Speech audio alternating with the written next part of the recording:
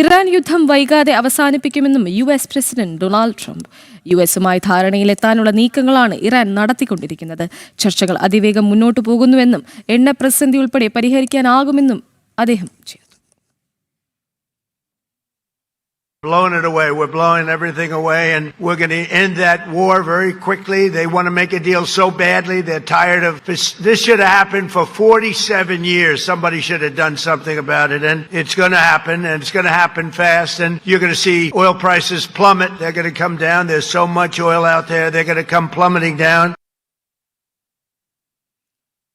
വിവരങ്ങളുമായി ഐസിൻ ജോസ് ചേർന്നു. ഐസിൻ, ഇറാൻ യുദ്ധം വൈകാതെ അവസാനിപ്പിക്കുമെന്നാണല്ലോ US പ്രസിഡന്റ് പറയുന്നത്. എന്താണ് വിശദാംശം?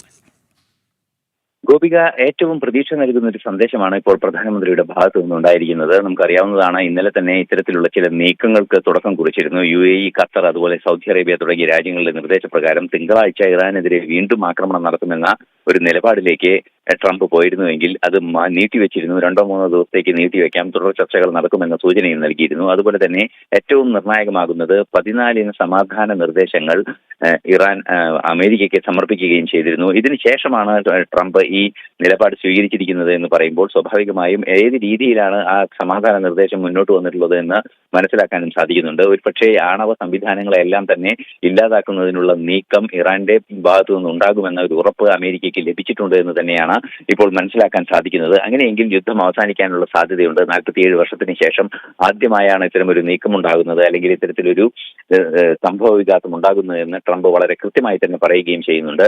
ഒരുപക്ഷേ യുദ്ധം അവസാനിക്കാനുള്ള സാധ്യതയിലേക്ക് വിരൽ ചൂണ്ടുന്ന നിരവധി സൂചനകൾ വന്നിരുന്നുവെങ്കിൽ കൂടി ഏറ്റവും നിർണായകമായ ഒരു സൂചനയായി ഇതിനെ കണക്കാക്കാൻ സാധിക്കുമെന്നതും ഒരു യാഥാർത്ഥ്യമാണ്. പക്ഷേ തുടർ ചർച്ചകളിൽ ഏത് രീതിയിലായിരിക്കും ഇറാന്റെ ഭാഗത്തു നിന്നുള്ള നീക്കങ്ങൾ ഉണ്ടാവുക, അതുപോലെ തന്നെ ഹോർമൂസ് തുറക്കുന്ന വിഷയങ്ങൾ ഉൾപ്പെടെ ചർച്ച ചെയ്യേണ്ടി വരുമെന്നൊരു സാഹചര്യമുണ്ട്. എണ്ണവില ഉടൻ തന്നെ കാര്യമായി കുറയുമെന്ന് ട്രംപ് പറയുന്നതിൽ നിന്നും വ്യക്തമാകുന്നത് ഈ ഹോർമൂസ് ഉൾപ്പെടെയുള്ള തടസ്സങ്ങൾ, ഹോർമൂസിലെ ഉപരോധം ഉൾപ്പെടെ അവസാനിക്കാനുള്ള സാധ്യതയിലേക്ക് വിരൽ ചൂണ്ടുന്നു എന്ന് തന്നെയാണ്.